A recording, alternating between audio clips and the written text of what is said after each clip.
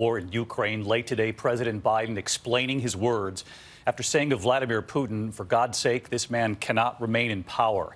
Those words, while still in Europe, were unscripted. Late today, the president said they were personal, not policy.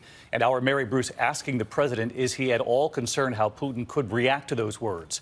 And tonight, of course, the breaking headline coming in from Ukraine, President Zelensky moments ago saying the Ukrainians have now taken back the city of Irpin from the Russians.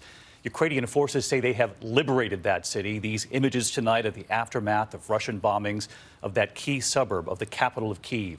The Ukrainian Territorial Defense Forces releasing this video. They say it shows their forces taking back a small town just outside of Kyiv as well. And in the town of Stoyanka, northwest of the capital, destroyed Russian military equipment now dot the fields.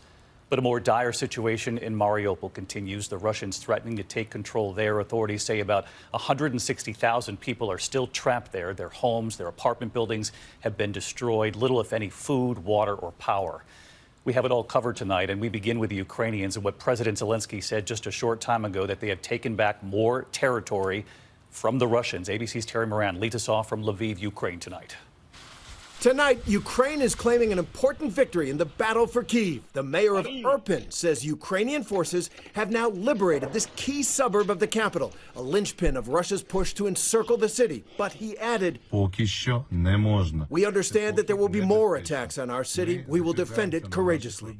Verified drone video of Irpin published by local media shows the terrible toll of the fighting there. In the east, Ukraine claims to have retaken control of several villages near the Russian border, threatening to cut off Russian supply routes. New drone video released by Ukrainian Territorial Defense Forces, which they say shows the fierce battle.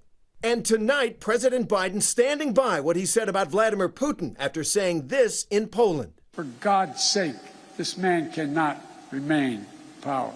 Today, Biden insisted he was not announcing any policy change, but simply expressing moral outrage. I'm not walking anything back. The fact of the matter is I was expressing the moral outrage I felt. I want to make it clear. I wasn't then, nor am I now, articulating a policy change. I was expressing the moral outrage that I feel, and I make no apologies for it.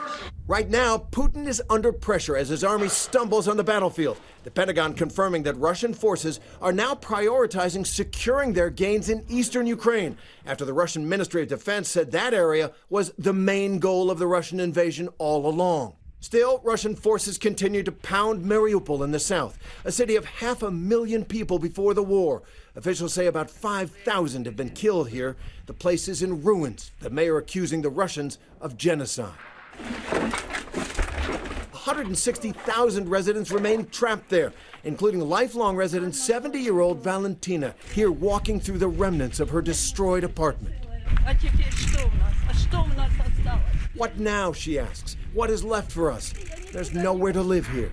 Ukrainian President Zelensky has offered ideas for a peace deal if Russia withdraws its troops to territories it occupied before the invasion. In return, Ukraine would pledge neutrality and not join NATO. And the whole deal would have to be guaranteed by third countries, possibly including the U.S. Diplomats from both sides are in Turkey this week for the first face-to-face meeting in more than 2 weeks. And so let's bring in Terry Moran. He's live tonight in Lviv, Ukraine. And Terry, President Zelensky spoke just a short time ago on this battle raging near the capital. That's right, David. President Zelensky saying Irpin, that suburb outside of Kyiv, has been liberated. And that's significant because Irpin sits on one of the major highways running west out of Kyiv. If they can hold it, and that's a big if, it will give Kyiv some more breathing room, possible supply route in the future. And it makes that Russian goal of encircling Kyiv look even less likely anytime in the near future. David? Just extraordinary images tonight. Terry Moran leading us off. Terry, thank you. And as you saw Terry report there, President Biden standing by his comments about Vladimir Putin while still in Europe, saying that this man cannot remain in power.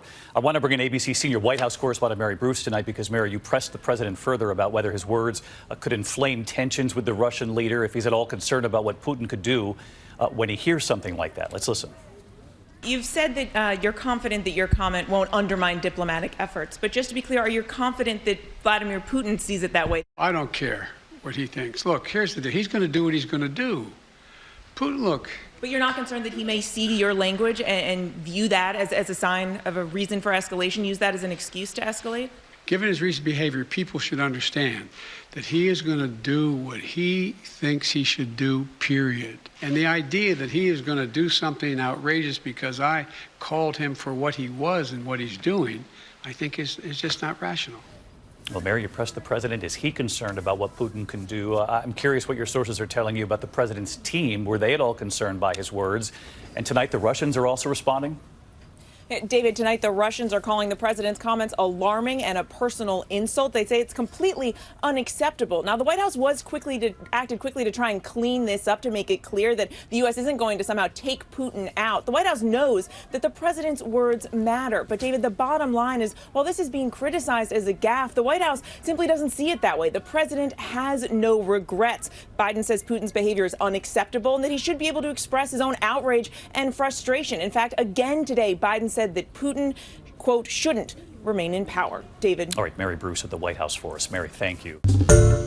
Hi, everyone. George Stephanopoulos here. Thanks for checking out the ABC News YouTube channel. If you'd like to get more videos, show highlights, and watch live event coverage, click on the right over here to subscribe to our channel. And don't forget to download the ABC News app for breaking news alerts. Thanks for watching.